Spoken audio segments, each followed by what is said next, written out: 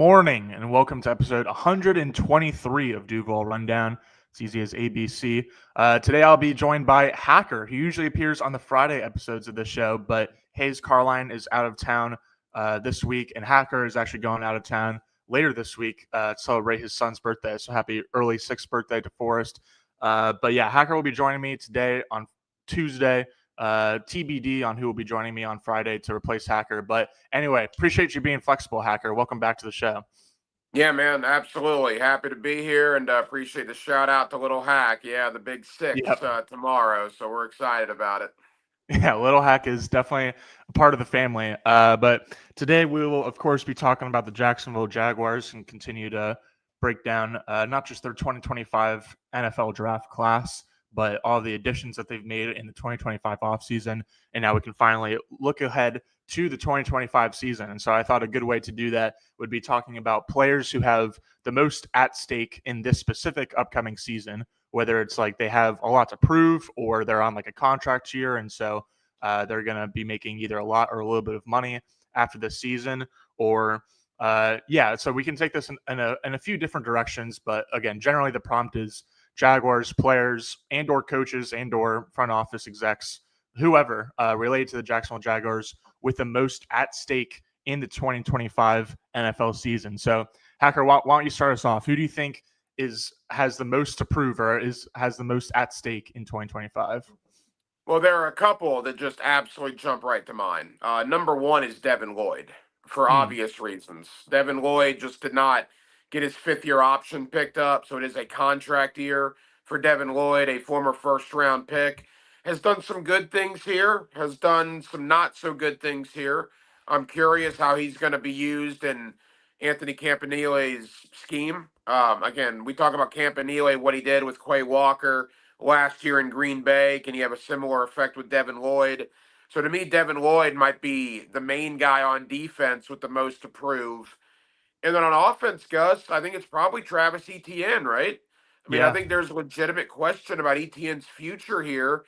Could 2025 be his final year in Jacksonville? It's certainly a possibility. So when you asked me that question and I got to thinking about it, to me, it's Etienne on offense and it's Devin Lloyd on defense. Yeah, we're definitely on the same wavelength because I have kind of like a bucket of players. Etienne, Devin Lloyd, and Dyami Brown, I think, are all in similar situations where Dyami wasn't drafted by the team, but he is on a one-year contract. And so Dyami Brown, again, Devin Lloyd, and Travis Etienne are all set to be unrestricted free agents in 2026 free agency.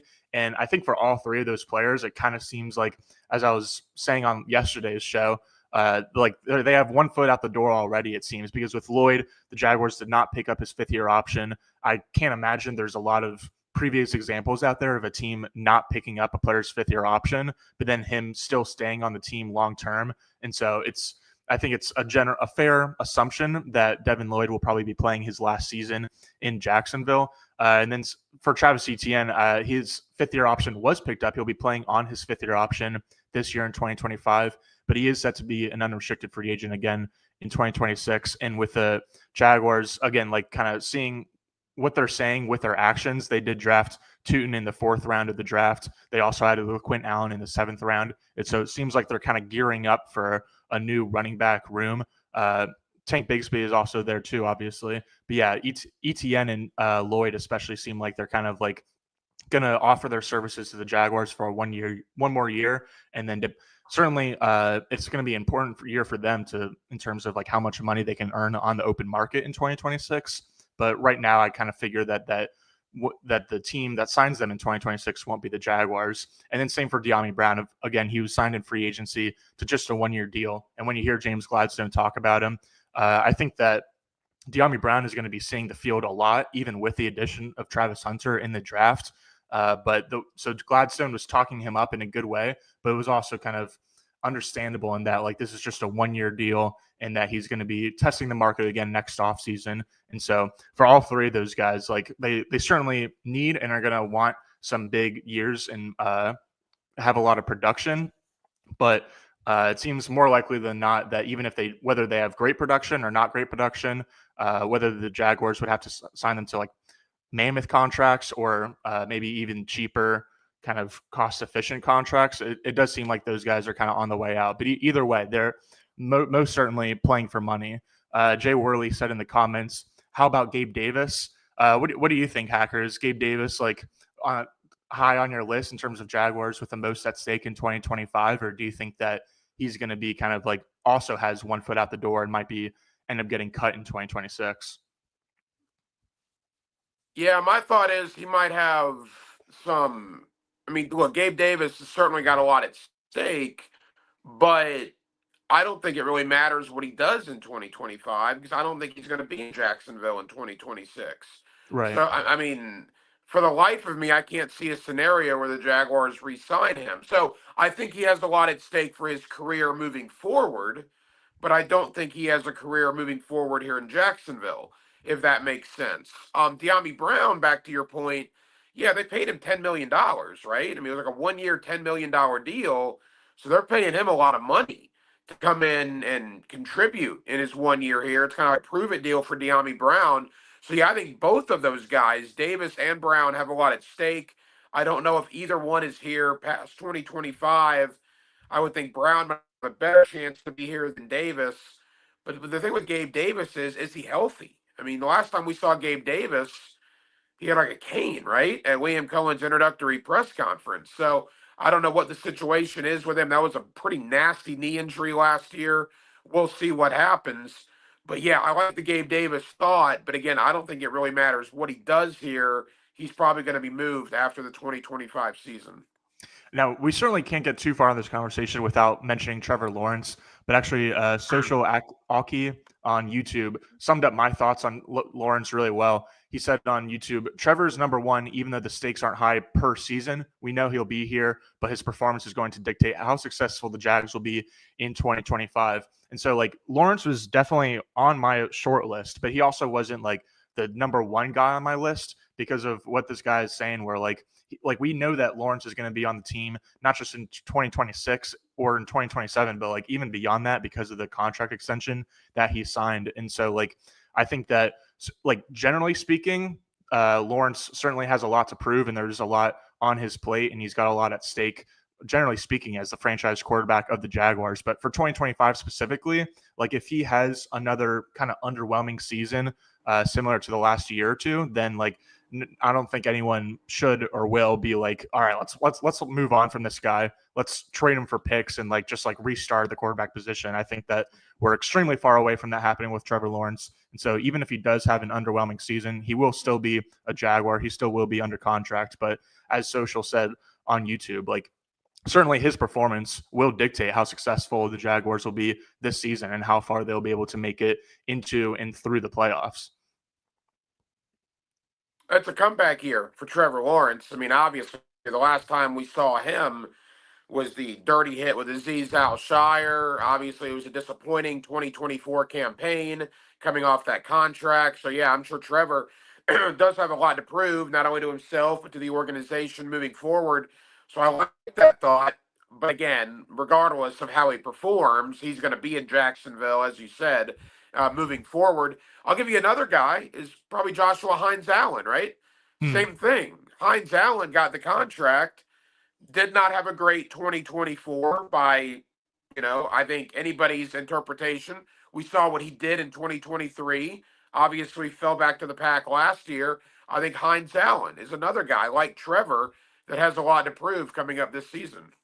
Absolutely. And as William Torres said on YouTube, Tyson Campbell's in the same boat as Trevor, and even similar to Josh Hines Allen too, where like these guys are under contract for multiple years. And so it's not like their performance in 2025 is going to dictate like how much money they're making or their contracts or anything like that. Like their future is secure in Jacksonville, but it still will be very important for these leaders on both sides of the ball, Trevor Lawrence, Tyson Campbell, Josh Hines Allen, to rebound a little bit. I think in Tyson's case, like he mostly just has to prove that he can stay healthy because he has played at least 10 games in every year of his professional career. But the last 2 years especially have been he's been dinged up by like hamstring injuries and soft tissue injuries. And so if he can stay on the field, I think he'll be a great player, but he does need to stay on the field.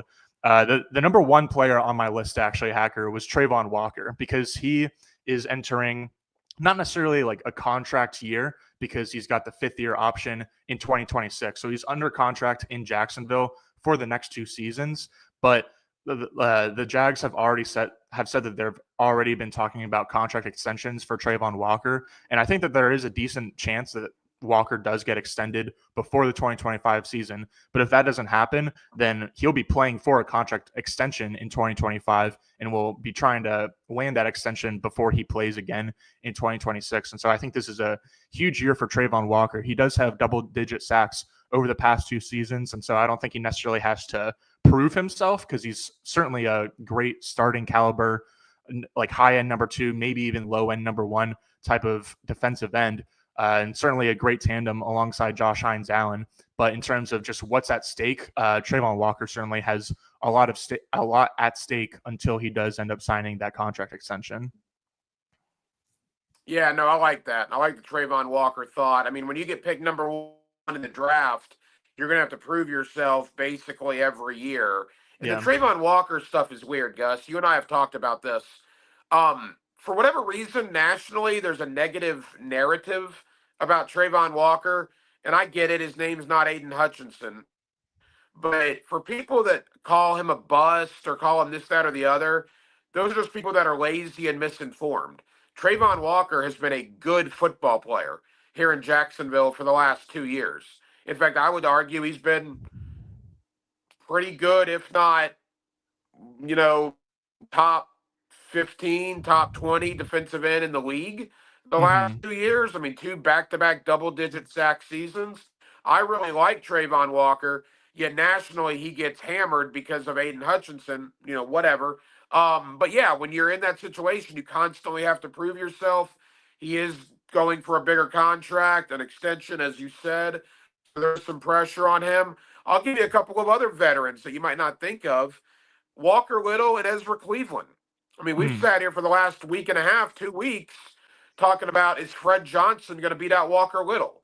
Is Wyatt Milam going to beat out Ezra Cleveland? I mean, here's Cleveland and Little maybe fighting their NFL lives as far as being starters with 2 guys that are going to push them in training camp. Be 2 of the more interesting battles once training camp starts. Absolutely. On my list, I actually had Anton Harrison as well, just because Cleveland and Walker Little have like a decent amount of money tied to them, at least for the 2025 season. I think it would be certainly doable to get either out of those contracts, whether they're cut or traded in 2026. But Anton Harrison, because he's only entering his 3rd year, because even if he's on like a cheap rookie deal, that means it's kind of like easier to cut ties with him. And so I think that he's had his play has been a little bit less consistent, I think, than Walker Little. I think he's shown like greater flashes in Walker Little, but again, just hasn't been consistent or as consistent. And consistency is kind of the name of the game across every position group, but I feel like especially on the offensive line, like you don't necessarily have to be just absolute world beaters. You mostly just need to not get beat. And so Anton Harrison, definitely a guy that, again, has shown a lot of flashes. I'm definitely rooting for him to be a long-term right tackle or just tackle in general in Jacksonville. But I think that, that whole group, Anton Harrison, Walker Little, Ezra Cleveland, pretty much the 3 starters on the offensive line that weren't added via free agency this offseason, so not including Patrick McCarry and Robert Hainsey. Those guys definitely have a lot at stake in 2025 because I think we could see Jacksonville continue to revamp their offensive line in a big way, including next offseason. And so that's definitely a good shout. What's another name that you've got, Hacker? No, it's a great topic because as we're sitting here talking, I'm just thinking more and more about guys that have a lot to prove. I'll give you one, Britton Strange. Jaguars get rid of Evan Ingram. They release Ingram. They bring in Hunter Long and Johnny Munt to be depth pieces. But that's Britton Strange's job. I mean, he's tight end 1 with a bullseye. That's his room. And that's a lot to put on a plate for a guy in his 3rd year that's never been the guy before at tight end. Well, he's clearly the guy now. So there is a lot of pressure on Britton Strange.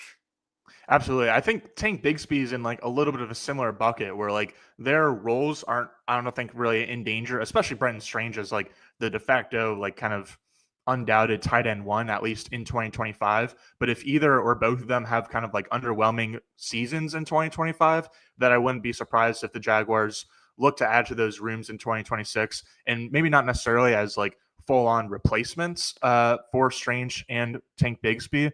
But I think that they have the chance this year to kind of like prove themselves as like the guys in their respective position groups. And if that doesn't happen, again, the Jaguars will probably be looking to at least add more depth to those rooms in 2026. So Tank Bigsby and Brenton Strange will be really interesting to see how those ascending third-year players end up doing in 2025. Really, the only other name that I have written down that I really wanted to get to was Liam Cohen, who I think might have like the most at stake out of anyone that we've talked about today, or just in Jacksonville, because I think that especially when you consider like the football leadership unit of himself, James Gladstone at general manager, and then Tony Baselli at executive VP of football operations, like Baselli has kind of already proved himself, like not in this role at all, but like he's proved himself as like an important part of the franchise's only Hall of Fame player, the franchise's first ever draft pick. And so like, I don't think he really needs to, since he isn't making a ton of important decisions in terms of, at least in terms of as it relates to kind of like roster building, like I don't think anyone really has any like big questions about Tony Baselli because we all know who he is. And then I think that any questions about James Gladstone, or at least the vast majority of them, have been answered over the past few months with the actions that we've seen him and Jacksonville's new front office take in both free agency and the 2025 NFL draft. And so I think that Jaguars fans should be really happy with having James Gladstone as their general manager. But the jury is still out on Liam Cohen. Like he was hired in January, but obviously he's had an impact in terms of like building a staff and like having some kind of input in terms of like the free agent and draft additions that they make and like getting ready for the season. So it's not like he's just sitting around and not doing anything, but there's just hasn't been a lot that we've been able to see from the outside in terms of like the Liam Cohen effect. And so I'm really interested to see, like, obviously if Liam Cohen and the coaching staff don't do super well in 2025, I would be a bit surprised if they were just like a one and done type of coaching staff, even if they like, I don't even know what rock bottom would look like, because I feel like that's what the Jaguars hit last year. But like it's not just like a 1 year experiment with Liam Cohen, but I do think that's going to be really important for him to like kind of put his stamp on not just the offense but the team in 2025. Again, mostly because like we kind of already know what Tony Baselli is, and after the past few weeks, we already know what James Gladstone is, and there's obviously experience that we can go back to for Liam Cohen in terms of his previous play calling, but he's never been a head coach at any level before. And so I think he's got a lot at stake in 2025 just to kind of like prove himself as a guy that belongs. Yeah, well, I agree. Liam Cohen, particularly with the way the whole coaching search thing went down. You know, he's going back to Tampa. You know, he's coming to Jacksonville. It was odd. It was quirky. Now, I like Liam Cohen. I think he said all the right things. I really like the direction of the franchise.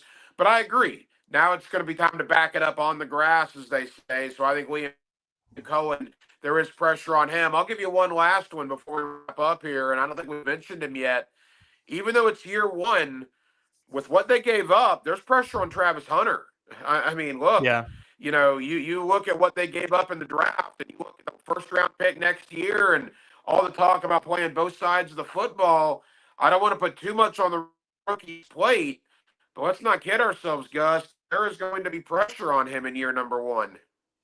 Absolutely. I'm not necessarily looking at it in terms of like he needs to prove himself as a two-way player, because I think that there can be a little bit of a transition period as he gets acclimated to being a professional football player. Not that he doesn't already act like it, but obviously there's a big jump from the college level to the professional level. And I also think that like his two-way ability relies a lot on the Jaguars' coaching staff and their training staff and their medical staff, et cetera, et cetera. Like it's not just on Travis Hunter's shoulders. It's kind of on a lot of people's shoulders in Jacksonville to see whether or not he can be a two-way player.